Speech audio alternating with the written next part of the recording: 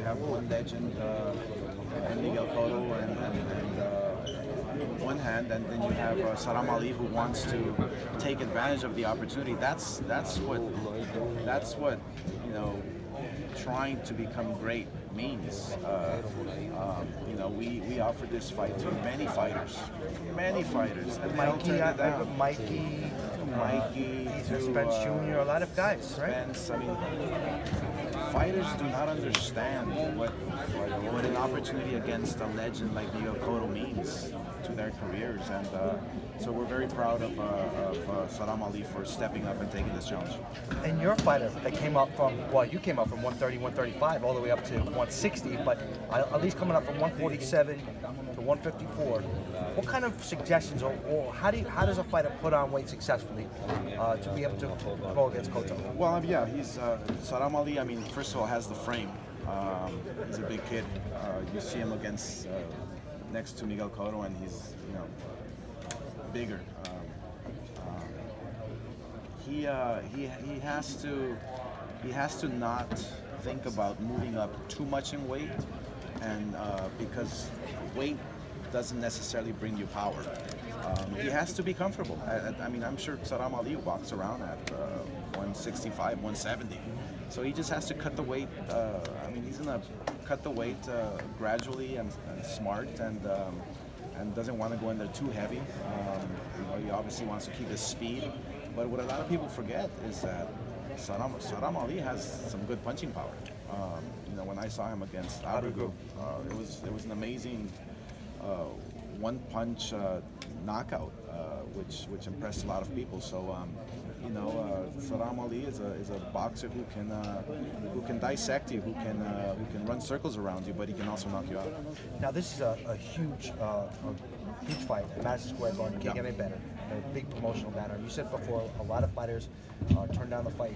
Do you think that fighters are just not looking for that proper promotion? Because, you know, we know boxing for years. Somebody like yourself came up with Top Rank, got great promotion. Right. You came up with your Yeah, own. I mean, you look at every legend that's out there, like Miguel Cotto, like Mayweather, like Pacquiao, like myself, like Tyson, like anybody. You need a promoter. You need a promoter to guide your career, to have a plan for you, a long-term plan, a short-term plan. You know, you see guys like Errol Spence. You see guys like Danny Garcia. I don't even know when was the last time Danny Garcia fought, and I love watching Danny Garcia fight, and Keith Thurman and all those guys. You know, you take a look at guys like Mikey Garcia. He beats Broner. So what? Now he's fighting a guy who was promoted by Broner. So, I mean, look, it's a promoter tries to make you great, help you to make you great, to guide your career, and this is exactly what's taking place here now. Look, Miguel Cotto's a legend. He's a fighter who has fought everybody, and he could have chosen anybody.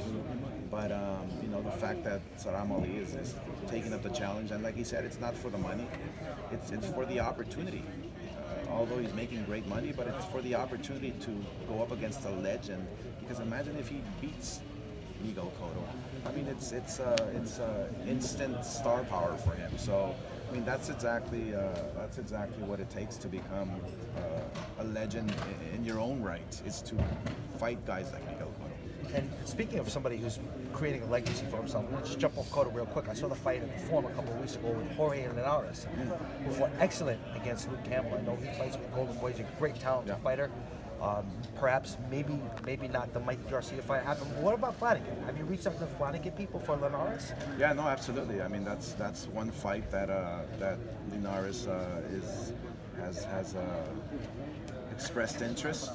I think Flanagan is an amazing champion. It'll be a great unification in the lightweight division. So look, Linares is a fighter who loves going overseas and bringing back the win.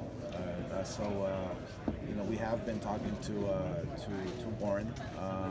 I think that's the fight that can be made, that should be made. I think it'll be a terrific fight. And last one before I go, the rematch the world wants to see. Canelo and Triple G. Canelo put on a terrific performance the first fight. I saw him gaining momentum, confidence throughout that fight. I really like what I saw. Everybody wants to see the rematch. Yeah, no, you know what? I think a lot of people underestimate Canelo's speed and his ability to move from punches and block punches. Yes, there's a lot of little things that Canelo can work on, but that comes with experience, obviously. But yeah, I mean that's a fight that everybody wants to see. I think if we can come to terms, and we haven't even started talking about that rematch yet.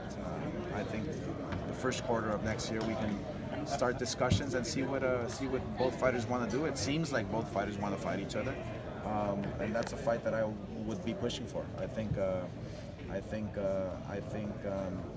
both fighters still feel they have something to prove, which will make it an exciting fight once again. In a perfect world, would that fight take place in Cinco de Mayo, the big fight weekend?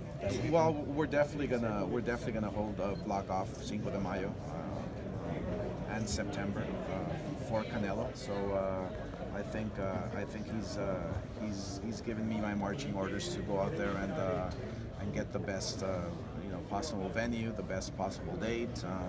We'll just have to work on the opponent, and for me, it makes a lot of sense to have the direct rematch with Golovkin, but we'll see what happens. Awesome. Talk about Triple G and Canelo. How disappointed was Cotto after the fight was finalized between Cotto and Sadam Ali? Has he expressed anything to you about Canelo and Triple G? No. I mean, look, he understands. He understands that. Look, I mean, it was a draw, and he understands that both fighters possibly want to fight each other again.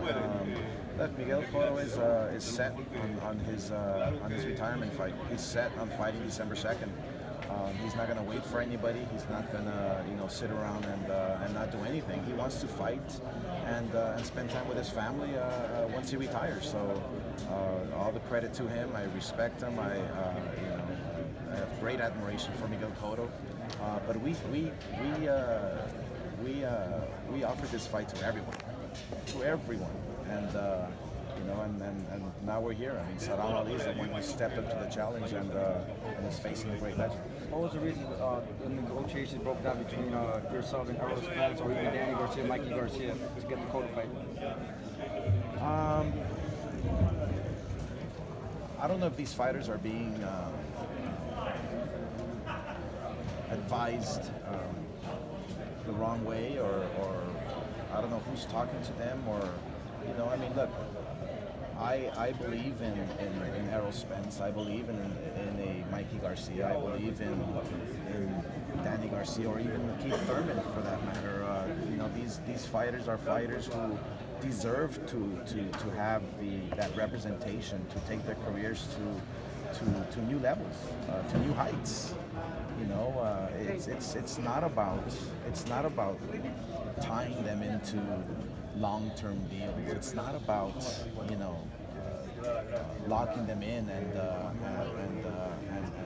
being with one promoter, because I want to sign every single fighter. No, it's about helping these fighters out and guiding their careers and having a vision, a plan for them.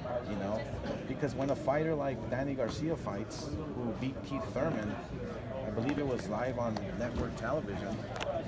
And then what? So what? You don't hear about Danny Garcia afterwards. So that's where it kind of hurts me, because it's hurting the sport. You want these fighters to become superstars. You want these fighters to become a household name. And the only way that one can do it is by having a machine behind you. A machine behind you that's well-oiled, who can open doors, give you the opportunities, create opportunities. The fighter is the one who does all the work in the gym, and he fights, and it starts with the fighter. But the promoter, the machine, can guide you and can help you towards a Hall of Fame career. What is your reaction towards Jermell Charles' vicious knockout on Erickson Hammond a little bit? And Your reaction towards him saying that he should have been the last one to fight Miguel Cotto on December 2nd? Yeah, well, I mean, look, I saw the highlights, and I've always thought that the Charlo brothers were going to become world champions, and I mean, we started their careers. I mean, so we know firsthand, you know, the talent that they possess. So I mean, look, we wish them all the best.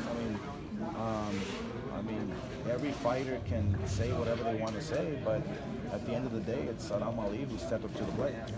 As a former fighter, what advice have you given Miguel Cotto so where he doesn't have to come back to the boxing ring to risk his career, like his health?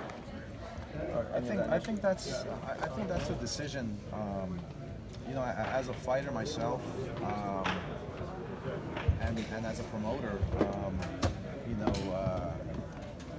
it's a decision. It's a decision that Miguel Cotto has to make himself. You know, I remember when I was fighting and people would tell me, "Oh, you should retire, or you should fight one more time." You know, it's a very personal decision. It's hard to tell somebody, "Hey, retire from something that you dearly loved and you dearly appreciate, and that gave you your opportunities and created, you know, a Hall of Fame career that, you know." I believe that Miguel Cotto has to make that decision himself. I think he's set on this retirement fight, and you know, all we can do is just wish him the best. Thank you, Oscar. Hey, Oscar, when you said